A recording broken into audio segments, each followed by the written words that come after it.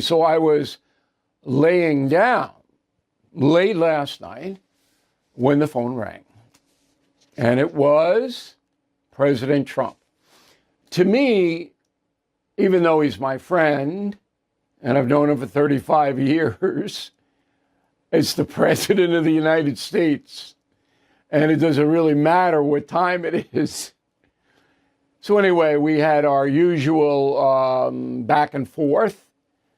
A lot of it off the record, but I had to go on the record for a couple of things that I want to tell you about.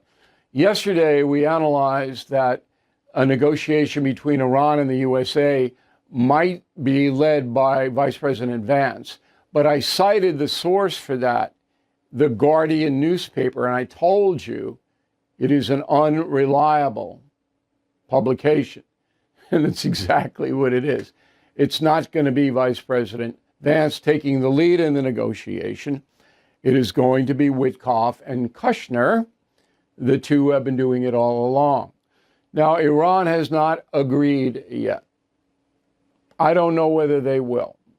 But U.S. authorities are ready to go to Pakistan or Turkey or wherever a negotiation might take place. The problem is that there's no one in charge in Iran right now. The president doesn't even know who's going to show up for a negotiation. Could be Omar the tent maker. I mean, if you call over there, it says, well, line one used to be so-and-so, but he's dead. And I'm making fun of it, but it's true. So the upper echelons of the Iranian government, the theocracy, they're all dead. And nobody really knows who's in charge. There are rumors, A, B, C, D, but it is so chaotic in Iran right now that there's no certainty at all. I'm going to get into in a few moments. You might want to get a pen and paper because you're not getting honest information from the American media about this Iranian action. I will give you honest information, but I want to start with the descent to the war in Iran. Okay. Now, I like dissent. I'm a maverick. I think dissent is really, really good, but it's got to be responsible. Can't be personal animus, and that's what we're seeing here. So on Saturday, there is a the third No Kings demonstration all around the country, and this is an anti-Trump, we hate Trump demonstration. Okay. We've seen it. We know what it is. There's no real difference. The grievances are, sending masked agents into the streets, terrorizing communities, immigrant families terrorizing, no warrants, threats to overtake elections, getting health care, environmental problems, and education solved, rigging maps to silence vote. It's the usual litany of progressive grievances. A few are legit, most are just made up fabrications. All right. I mean, there aren't people being detained without warrants. All right. There are judicial warrants signed by judges, and then there are Homeland Security warrants signed by superiors in that organization. You got to have a warrant to take somebody in. It's a simple lie. All right. So No Kings is based, this demonstration on Saturday is based in, ready, Minneapolis. Hello. And Bruce Springsteen's going to be there. So is Bernie Sanders and Attorney General Keith Ellison and Jane Fonda. They're trotting out Jane. Now, I'm mocking this because it means nothing. I mean, these people don't want to talk about legitimate issues. They want an open border. Progressives want an open border. Everybody comes in. Everybody. And then they stay. That's amnesty. They want amnesty. So millions and millions and millions of people are absorbed into our country. That's what they want. Say it. I respect you if you said it. Now, the funding of this is fascinating. So it comes from a group called Indivisible. That's from the Pledge of Allegiance, all right? Indivisible. And nobody knows anything about that organization. You can look it up, but it's shadowy and mine. But the big money is coming from Soros, as usual. Soros pumped about $8 million into the No King protests, the two priors and this one. Soros behind it. ACLU, which is no longer a civil rights organization, it's a far left fanatical group. And Planned Parenthood, so they're in on it too. These are the big organizations behind it. And a lot of the money that comes in, and you'll see it if you watch television coverage, and there'll be plenty of it, of these No Kings thing. You'll see the buses, you'll see the signs, you'll see the people organized. All of that takes money. And it's dark money because the commentators and the news reporters, they don't know where the money comes from, and they don't care. As long as it's a big crowd, that's what they care about, as long as Trump looks bad. Okay, but the dark money component here is very, very disturbing because money can undermine democracy. It's not hard to do it. So you will remember that on January 26th of this year, we broke a story about Neville Roy Singham. Okay, there he is. He's a communist. He lives in Shanghai, China, very close ties to the Beijing government. Now, he is behind a lot of the dark money stuff. Okay, and we reported that Singham has been in this arena for 9 years, ever since he sold his technology company called ThoughtWorks for about $800 million. Now, you would say, well, how can you live in a communist country if you have $800 million? Wouldn't the government take that away from you? No. As long as you're serving the government, there are a lot of billionaires in China. They serve the government, and so does Singham. Singham is an American citizen, can't come here. Sets one foot on our soil, they'll arrest him. Okay, but he is a real threat to every American. And 99% of Americans have no idea who the man is. This is what I said in January. Go. His name is Neville Roy Singham. He's a billionaire tech guy, lives in Shanghai, China. He works with the Chinese government. And he has a 501(c) in the United States called Breakthrough News, where he funnels money to places like the People's Forum in New York City and Minnesota radical left organizations. He's deeply involved with the insurgency and the sedition against the federal government, this guy. We gave you all the information. He's a communist guy. Well, now Fox News Digital has launched a 5-part series on Singham, and we congratulate them. Not going to see that on CBS or CNN or ABC or NBC. They don't care. But Fox News Digital has come up with some very interesting information about $300 million Singham is pumped into the following nonprofits: Code Pink, Breakthrough Media, Justice and Education Fund, People's Forum, People's Support Foundation, Tricontinental Ltd. He did pump the money in through Goldman Sachs. Can you believe this? And he got tax breaks from the IRS to pump the money in, $300 million. Now, we call Goldman Sachs because we're fair people. You can come back to me here. We're fair people. And we got a guy named Tony Fratto on the phone. He's the spokesman for Goldman. And he says that they have terminated Singham's fund. But they did it only last month. Okay? I'm sorry. February 2024. 13 months ago. But Singham used Goldman Sachs, and he got tax deductions to undermine the American government and system. All right. His main outfit now is the People's Forum, located at 14th Street in Manhattan, New York City. They are the ones that funnel the money out locally.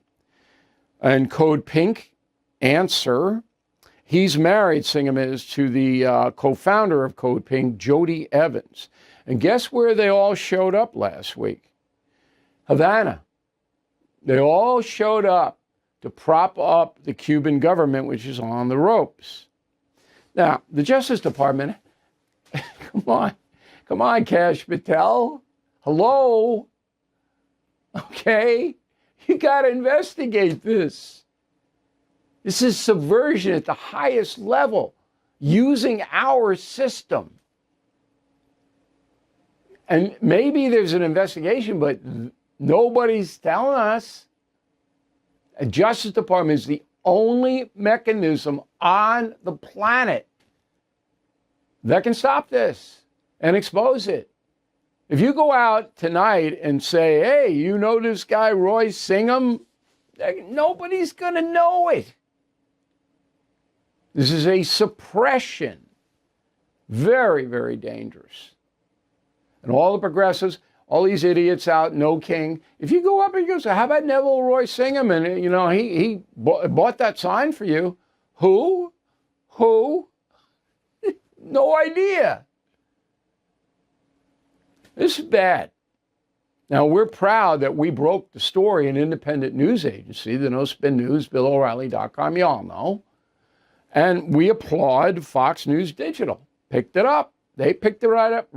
Listen, if you watch Fox News, okay, and I don't have time to watch a lot of it, and I don't really learn a lot there, but what we do, they monitor it very, very closely. And they're smart to do that, because what we say is true. And that's the memo. Now, the radical left is getting bolder in this country. You may have noticed this. The worst of the worst is Senator Chris Murphy from Connecticut. I mean, this guy is a fanatical Trump hater and way out there on the left. So a soundbite that he gave to MSNBC February 7, 2024 has just emerged. Roll it. Well, I mean, Chris, that's been a failed play for 20 years. So right. You are right that has been the Democratic strategy for 30 years, maybe. And it has failed to deliver for the people we care about most, the undocumented Americans that are in this country. Gives her the undocumented Americans. They're not Americans, you pinhead. If they're undocumented, they're not Americans. But this is the fanaticism. What are you people in Connecticut thinking? The nutmeg state. I think we could take the MEG off that. This guy, the people we care about the most, don't live in Danbury or New Haven or Hartford. No, they live in Honduras. This is insane. And that's who the man is. Murphy. He's talking about their failure to pass, quote, comprehensive immigration reform. And the reason they can't pass it is because the Democrats insist on full amnesty for everybody Joe Biden let in here and previous administrations. And Republicans are never going to do that. And the Democrats know it. It's not partial amnesty. It's not pathway to, no, it's everybody stays. Unless you commit some kind of horrendous murder. Okay. Now, former CIA Director John Brennan, this week on a very reliable MS Now, see, they changed their name, talking about Iran. Go. Well, I tend to believe Iran more than I do Donald Trump, because he could not acknowledge the truth, even when it is, he's slapped in the face with it repeatedly. And it's clear that, he is flailing right now. He's trying to figure out how he's going to get out of this debacle that he has created. So insane. We're not losing a war there, Mr. Brennan. Okay? You're lying. And you're such a fanatic that you say, I believe Iran more than the President of the United States. I'll pay for you to go to Iran. I can get you in there. I'm not going to be able to fly in, but I can get you in there. I'll pay it. You go on over there. And this guy is as virulent as they get. And yeah, he's got NBC doesn't own MSNBC anymore. But they got no problem putting this guy on. No. All right. The latest in Iran, as we spoke about in the opening of the program tonight, is that they're trying to get the two sides, the USA and Iran, to sit down, hammer out a treaty. And there's no ceasefire. A lot of action today. President Trump has said he's not going to bomb the infrastructure in Iran of their power grid. And they got 4 more days to open the Straits of Hormuz. And if they don't, then he says he's going to bomb it, which would then put Iran back to no communications. Phone, nothing.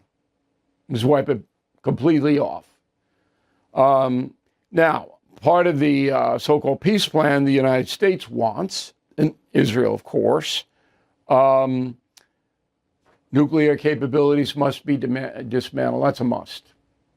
Non-negotiable. Have to. Can't have it. Because that's the reason that we did this in the first place. All right? No new uranium enrichment, and that inspectors have to be allowed into Iran to make sure that doesn't happen. Okay? Iran must cease funding and arming terrorists.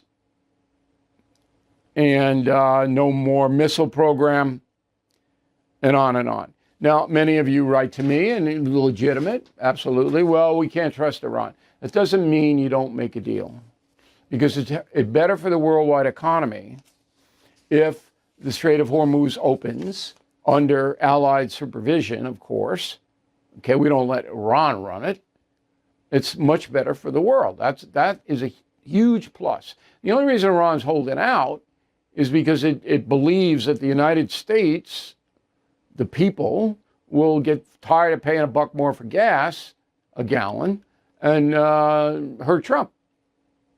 And then the world doesn't want to do it anyway. So that's the only incentive, because they're getting pounded. All right, so let's all pray. I'll take a prayer for that. We get some kind of resolution this weekend or early next week. Final thought, as we said, we'll do a live drops tomorrow. Okay, earlier for premium and concierge member, about noon, and then late afternoon for everyone else. So the program, The Sopranos, still all over the world a phenomenon. Unbelievable phenomenon. It began on January 10th, 1999, not long ago, on the air for 8 years. Okay, the centerpiece was James Gandolfini. Okay, he died at age 51 from a heart attack while vacationing in Rome, Italy. Now, all the cast is very, very close. Steve Sciarippa, you know him.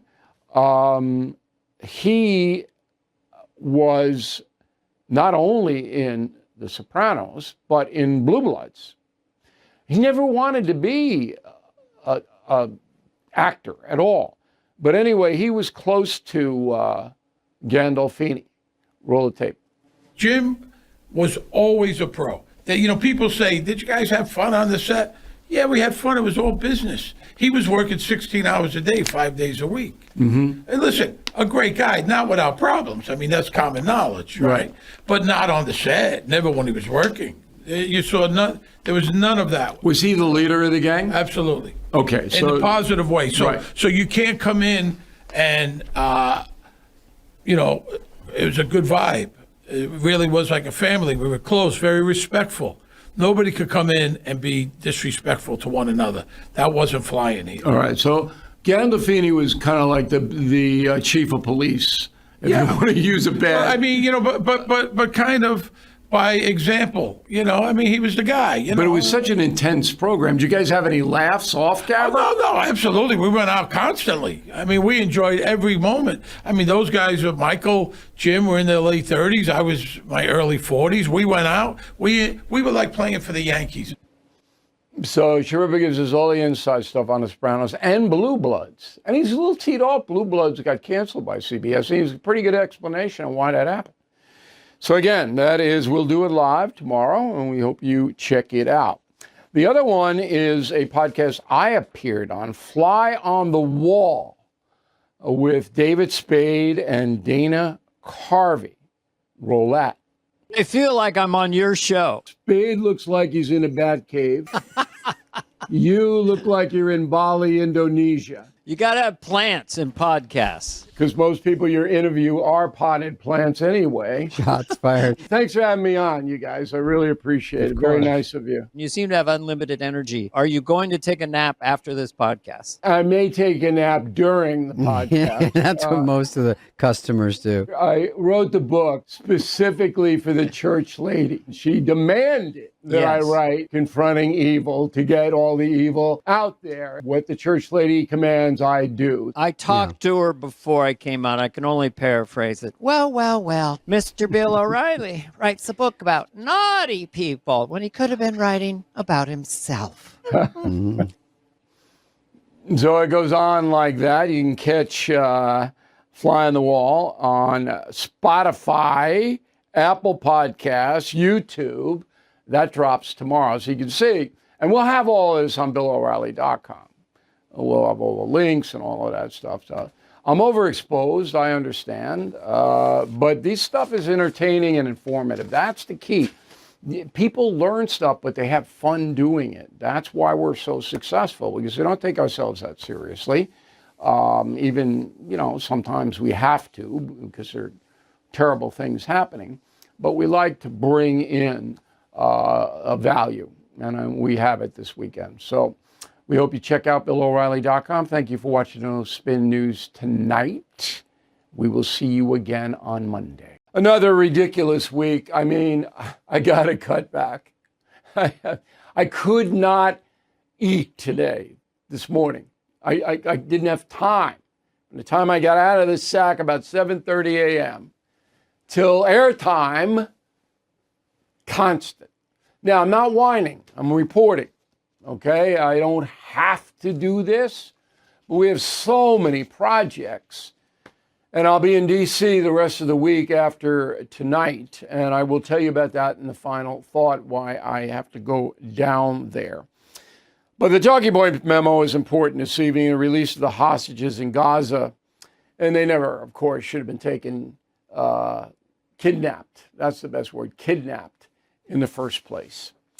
All right, so as you probably know, 20 living hostages were released by the Hamas terrorists today. And that is because of President Trump's efforts. I think almost everybody understands that Joe Biden, and I'm not just picking on him, and I don't think Barack Obama or even George W. Bush could have gotten these hostages out. But people fear Donald Trump, and Iran in particular, which funds and arms the Hamas terrorists, are very afraid of the president. So he's got leverage in there. And the Israelis can't buck him because we're pretty much the only friend Israel has right now in the world. So Donald Trump did it. And I'm going to now do a timeline.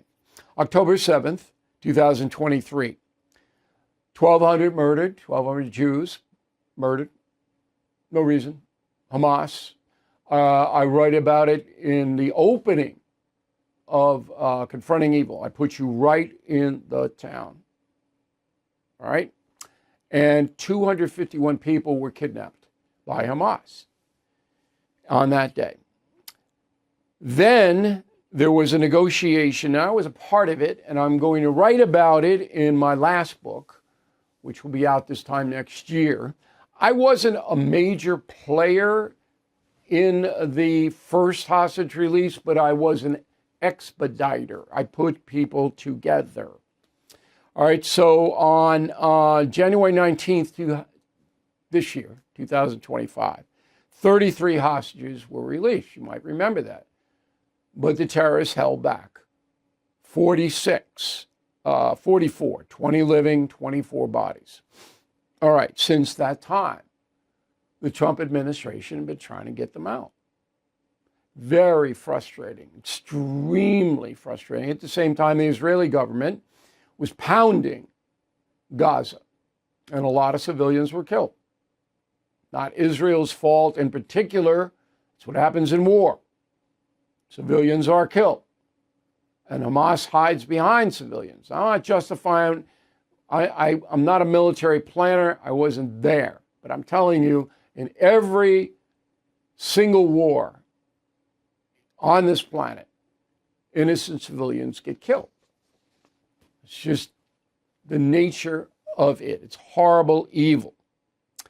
So finally, a deal was made. President Trump then got on a plane yesterday and flew to Israel, where he said this. It was a very tough period of time. For so many families across this land, it has been years since you've known a single day of true peace.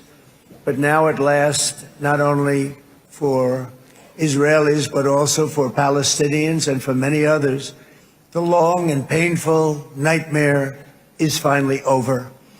And as the dust settles, the smoke fades, the debris is removed, and the ashes cleaned from the air, the day that breaks on a region transformed and a beautiful and much brighter future appears suddenly within your reach. And nobody knows how that will play out. But you have to acknowledge history. And Donald Trump got this done. That's it.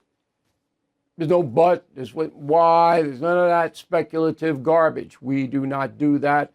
Those who do are dishonest. Nobody knows.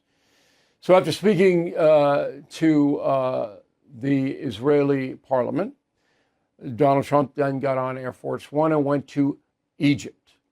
Roll the tape. Sir, what will Egypt's role play in the peace process here? He played a very important role, and they had a very important role with Hamas. In fact, the general was right here, was very instrumental because Hamas respects this country and they respect the leadership of Egypt. So he played a very important role. I appreciate it very much. Thank you. Now, the important role is true. But it's not just Egypt. Qatar, Saudi Arabia, the Arab Street, as they call it, we're all in President Trump's camp to tamp down Hamas. Two reasons. Iran, which is loathed by most Arabs, remember, the Iranians are Persians, not Arabs, okay, is on the slide. It is diminishing in power because of America and Israel. And the Arabs want that to happen. Number two, money. It is bad for business in the Middle East to have constant terror. And money has always talked. And as you know, the Gulf region is one of the most important energy centers on earth. And the Houthis and all these other people disrupt business. So the Arab nations want these terrorists gone. And that's why they cooperated with the United States and Israel. Okay. Donald Trump then, after Sharm el-Sheikh, where he was in Egypt, comes back. So it's basically a round trip in less than 24 hours. Crazy. Middle East is 7 hours ahead of East Coast time. But the president will be back tonight. And I don't know how a man does it, tell you the truth. I think I do more than it, but he does, so it makes me look like I'm comatose. Anyway, here's an interesting couple of reactions. So I have been told by reliable sources, and I usually don't use anonymous sources, so I'm not vouching for this. But I'm just telling you what I've been told, that CNN talent, air talent, was ordered not to hammer Trump on this situation. Ordered. Okay. So they were all ready to go, and the MS people, they're out in the middle of nowhere. The View on ABC was also told to tone it down. But CNN, those orders went out. That's why you didn't see bashing there. So a couple of days ago, President Obama went on some kind of podcast or something and, didn't give Trump credit for bringing this hostage thing to a temporary close. Obama didn't do that. So one of Obama's best allies in the media is a woman named Abby Phillip on CNN. Roll it. Honestly, it's not unfair to say if President Obama's going to write a whole post about a peace deal, maybe he should acknowledge the president that brokered it. Okay. But that was not organic, as they say, ordered. Now, the hate Trump press, what they do is deflect. No, you didn't have a real lot of coverage over the weekend about this. And we'll play you some of the coverage that would take place. It was, all right, let's just move along. Let's get by this. It's a victory for Trump. We don't want to dwell on it. Okay, that's what the hate Trump press did, the networks and all that. There were, though, people who went out and tried to make Trump look bad, even though he succeeded. Roll it. Donald Trump is often criticized for behaving like a bully on the world stage, but that is exactly what allowed him to get this deal done, how he was able to railroad Benjamin Netanyahu into signing up to a deal that other American presidents could not and probably would not have been able to get him to agree to. Yeah, but you don't have to use the word bully because that's not what he is. All right? What Trump is a strong man. And I write about that in my column on Sunday. If you didn't read the column on BillO'Reilly.com, okay, about how Trump is governing as opposed to Andrew Jackson, Teddy Roosevelt, it's the same thing. It's not a bully. A bully comes in and kicks defenseless people in the mouth. Hamas not defenseless, lady. They're the killers, the murderers. Got it? Go back to London and tell everybody. Ooh. Dishonesty is staggering. All right, summing up, it's a big victory for Donald Trump. And I'm going to get into it a little bit more, but I want to get down to D.C. tomorrow and kind of talk to, I have a whole bunch of high-level meetings scheduled. And then I'll come back. But this links in to Putin and China, this Hamas thing. And that's what I'm working on now, okay? So just so you know, we're going to be exceedingly busy in D.C., but it's worth it, and that's a memo. Let's do a personal story here. So as I mentioned, Confronting Evil, I got the opening chapter inside the Hamas raid, a horror on what they did. On that day, all right, October 7th, 2023, children were murdered and taken hostage by these savages. All right, one of the kids was Abigail Moore Edan, 3 years old. 3 years old, taken by Hamas. Joining us now from New York City is Liz Hirsch Naftali. She is the aunt of little Abigail, and she's written a book. And I recommend this book very highly to you. Saving Abigail, the true story of the abduction and rescue of a 3-year-old hostage. So this must be a joyous day for you, Ms. Naftali, correct? Listen, it's a day of great joy and hope and heartbreak. I mean, it's been 2 years, and what we're seeing are young men, sons and fathers coming home, and there is so much beauty in that. But we also know that, as you said earlier, there's still 26 others that aren't coming home alive, and they need to come home and be buried. But so it's one of those mixes of both like the most amazing, what President Trump and his team was able to accomplish was to bring these people free. But there are still people that need to come home and be buried. And then rest assured, they will be. They will be. By this time tomorrow, I expect that all of that will be done. Now, let's get to your niece. Now, and correct me if I'm wrong, because I had to read your book very quickly. It's 3 kids in a home, 2 parents, right? Yes. Okay. Hamas savages kicked the door in and killed the parents and kidnapped the 3 kids. Pretty much that's what happened, right? Actually, just a little change that they came in while my niece was putting the 3 kids in a safe room because missiles were flying, and they murdered her in front of the 3 kids, 3, 6, and 9. And they ran outside, and their father was a journalist, and he had taken photos, and he was running back because he had done this before, but he realized this morning, October 7th, 2023, was a terror attack. And he picked up Abigail and ran. The 4 of them were running, and he was murdered by the terrorists, fell onto Abigail, and a 6 and 9-year-old brother and sister ran back to their home and hid in a closet for 14 hours next to their mother's dead body. And Abigail, we thought had been killed, but she had actually miraculously survived and then was taken as a hostage with another family into Gaza for 51 days. Okay. What happened to the kids who went into the safe room? The kids in the closet, they were rescued by what we would consider Navy SEALs after 14 hours while there was still a war going on in their community on October 7th. So were these Israeli forces that rescued them? Yes. Okay. So they're safe.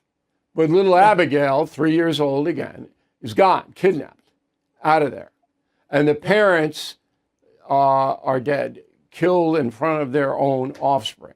It's just talk about confronting evil. I mean, my God. Okay. So Abigail gets out. Tell our audience how that happened. So Abigail was a hostage for 51 days with women and children. They were released at the end of November. There was a deal that was done by the Biden administration, brokered by the Qataris and by the Egyptians.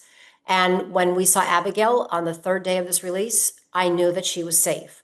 But a few days later, it broke down, and then nothing happened until 2025 when President Trump came in, and he was able, with Steve Witkoff and his team, to get that next deal, which we saw at inauguration time, started to bring home more hostages.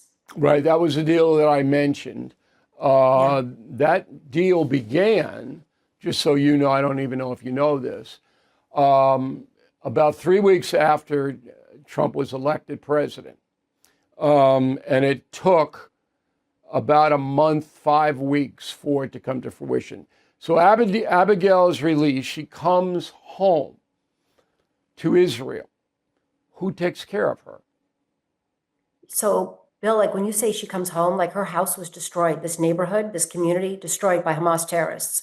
So she does come back to my niece who did survive across this community on October 7th. She and her husband and their 3 kids miraculously survived. And she and her siblings went and lived and now live with them. And they live in a different part of the country because where they live, they can't go. And Abigail is being taken care of beautifully by her aunt and uncle, but without her parents. Okay, so the 3 children are reunited. An aunt and an uncle are caring for them. Now, you would say that maybe this is they live happily ever after, but they can't possibly live happily ever after, can they, after all they've seen and been through? No. And, you know, when you tell people this story, and I've kept telling the story for now almost 2 years of what happened, it touches people because a 3-year-old child was taken as a hostage after witnessing her parents' murder. And here she is now a 5-year-old and she goes to school, but everything that she has is based on a trauma of October 7th that she will carry with her for the rest of her life. Does she have manifestations of that? I know you're in very close touch with the family. Is it nightmares, or is there anything about what she went through that is demonstrative today? Listen, she knows she was a hostage. She knows that she was starved. She knows she was kept in the dark. She knows that there was no food and no hygiene. But she also, when she hears a loud boom and a loud sound, she does go like this because She was a hostage in a building that for 51 days, the area was being bombarded by the Israeli Defense Force as they were trying to, bring home hostages. This child was suffering from it. So there are things like that. But, she's a child. And what we are letting is for the things to come out from her naturally and to just give her the love. And what I've learned is, I'll just tell you, we had popcorn one day and she said, I got to eat popcorn one time in Gaza.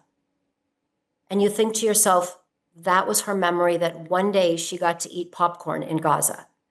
And so when you know that she remembers everything. Oh, absolutely. Never forget it. The older children, do they have any kind of flashbacks that are consistent? They're very closed at this point. They talk with their aunt and uncle who are their parents, but it's really, we're letting it come out naturally. I got it.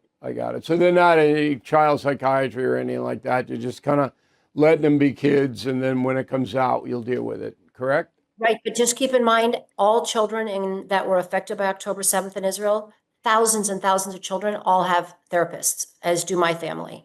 The adults and they were assigned by the government? By the government and by it's been done both privately and with the government, but literally everybody, Israelis are traumatized. We talk about this great day and we talk about everything, but I know for our family, until Abigail was released, we could not even begin to move forward.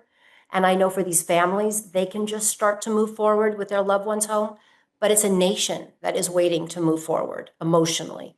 So you live in New York City. I'm right outside the city boundary. And then you see what happens at Columbia and about the demonstrations, and the far left people hate Israel, always have. How do you process that? Look, since the beginning when Abigail was taken, and I really say stolen, she was stolen on October 7th as an orphan. And people then said to me, when people were tearing down the posters and defacing a little child, I pitied them. I thought how sad that is where people are, and so hateful. And for 2 years, even when Abigail was taken, I was fighting for an end to the fighting. But it started with bringing back all of our hostages that were stolen. And Abigail was one of those, a 3-year-old child. So one of the things that I will tell you is I believe, and President Trump has said this and Steve Witkoff has said it, is that we have to reject hate. And that is hateful. What is going on in those campuses is hateful. And I look at myself and so many hostage families as looking, how do we actually bring a peace, which President Trump is dedicated to, that makes it safe for kids on both sides? So the irony of this moment, Bill, is that I believe that the work that we are doing, and we can be different politically, but we are coming together, which is saying enough hate, and how do we move forward and bring peace to the region? Yeah, I don't know if you're going to get through to the real fanatical Mandani wing.